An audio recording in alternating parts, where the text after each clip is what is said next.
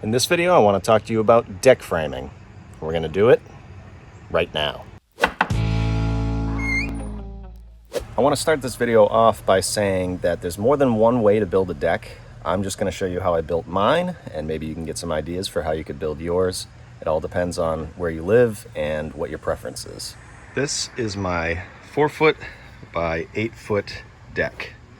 I built it with 2x8 pressure treated lumber. The size of the lumber that you use depends on the size of the deck and whatever the building codes are in your area. For me, I'm in Massachusetts, so everything I did on this deck is up to code as per the Massachusetts building code. So the biggest thing in building a deck is supporting it. I have seen people actually pour footings near the house and leave it away and not do a ledger board like I did, just for water reasons. So that way they can get away from having any issues against the house. But most of the time what you're gonna see is a ledger board attached right to the house. What you're gonna do when attaching this is cut the siding back to however far you need to. What I'm planning on doing is putting a piece of white vinyl all the way across here, even with the decking. Typically what you would do is cut your siding and then run the siding back down over this flashing and put a kicker here if you have a door, which you probably will. So there's a bunch of different ways you could do this. But let's talk about the flashing. You can see I have this rolled copper flashing. Behind that, once you take the siding off, you want to put a barrier there. There's a waterproof kind of butyl tape type stuff that you run all behind here. And when it comes to flashing, what you want to do is think of a roof. Here's the roof. You want to work your way from the bottom up. So you want to start your waterproofing material right here and go up into here. And then if you need another piece, going up into the siding, and then do this flashing on top of that, just like a roof. This would be the bottom piece, and then you do another piece of flashing, and so on. So that way, when the water comes down, it will roll off and not get into the house. I've seen a bunch of different ways to flash a deck. This is how I like to do it. I leave it just like this so that no water gets back there. Now I've seen people take this copper and fold it down back behind these joists. I've also seen people do that and leave a gap right here. They attach the joist hanger first and then put your joists in and leave a gap, so the theory is that the water can escape. And I've also seen people do this same type of flashing except more rigid and go under here and put a piece here so that the water can drain from underneath if any water gets back there. I have also seen people go as far as to make relief cuts on the back of this 2x8, which basically you take a circular saw and cut like a 1/16 of an inch all the way from one side to the other, so that again, in theory, if water gets back there, it has a place to go. But this is how I do it. Whether it's completely right or wrong, this is the way I do it. So do what you wish. So that is what holds the deck up against the house. And now we're going to talk about the outside of the house. And what I have here are some 10-inch cement piers that go 4 feet down, just the same size. Sometimes they have you do what's called a big foot, which is like 2 foot by 2 foot. You put some rebar in that, or sometimes it's a monolithic pour, which means it's all together and one pour. I have also seen people do 1 foot by 1 foot by like 8 inches deep, square concrete footings. It all depends, like I said, on where you live and what the code is. But this is what I did, 10-inch, 4 foot down, and I attached my 4x4 post with a bracket here. I didn't want this to be sitting directly on here. Plus, it's attached with a bolt in there. I have 2 posts with a double 2x8 on the front. Sometimes if it's a bigger deck, you can put a double or triple 2x8, 2x10, whatever it calls for, down underneath these joists to support it. You can put it on the outside right here, but typically it's cantilevered, which means it's back here and you have a foot or two hanging over. Now the post going down to the footings can be 4x4, 6x6, 8x8, whatever you want. You can have it underneath here and do like some brackets or some metal brackets. I like cutting pieces of wood at an angle and going down like this on both sides. You'll notice that my deck is not sitting on top of the 4x4 and it is attached to the side of it. And there's a couple of reasons for that. One of them being that I used to notch these 1.5 inches so that it would support underneath the deck as well as be able to be attached. But that is actually against code now. So you can't do that anymore.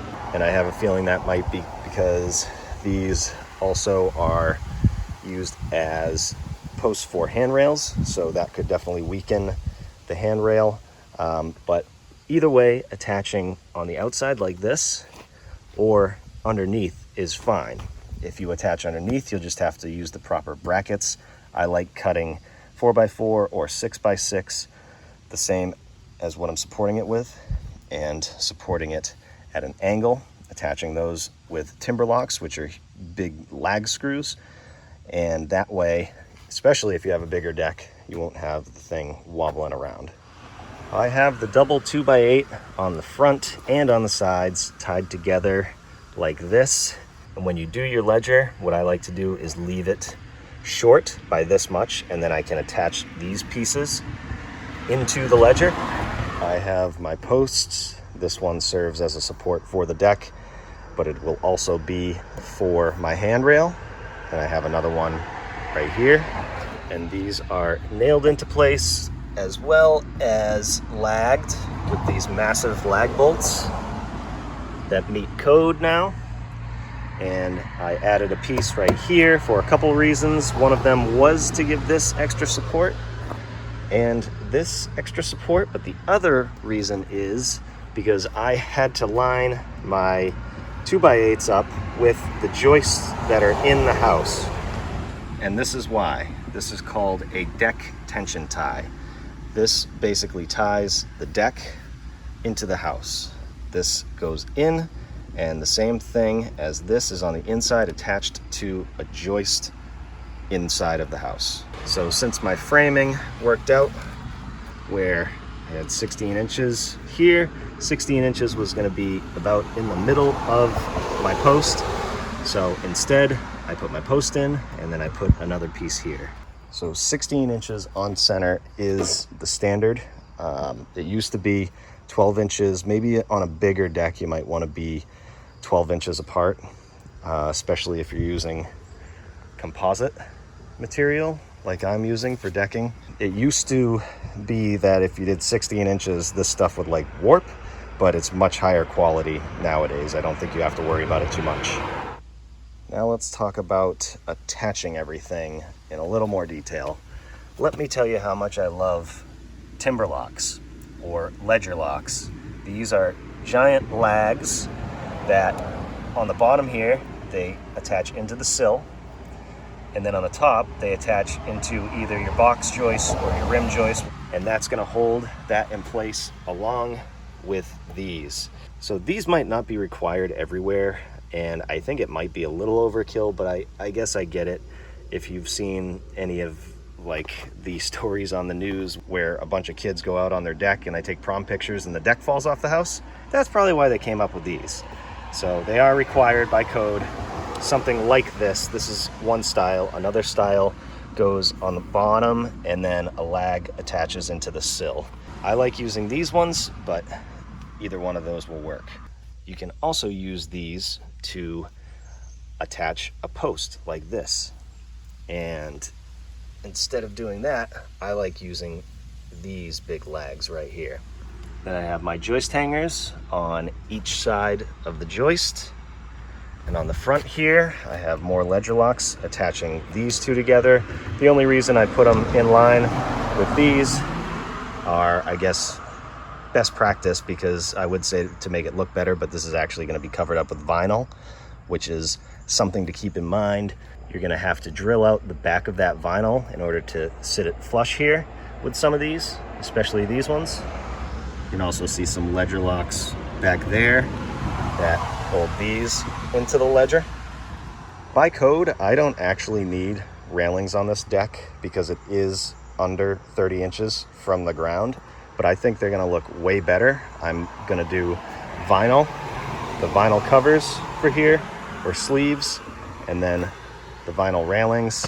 And something to keep in mind are things for finish. Like, I kept these away from the house enough so that when I put my cap on, it won't, I won't have to cut the cap. I won't have an issue there. And when I put my sleeve down that covers right here, I'll be able to sneak it back behind the siding.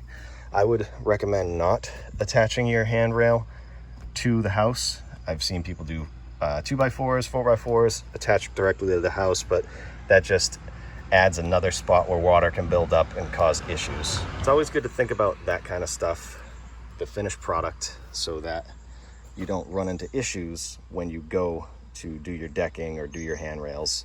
For instance, let's say you're building an 8-foot deck or a 10-foot deck or a 16-foot deck.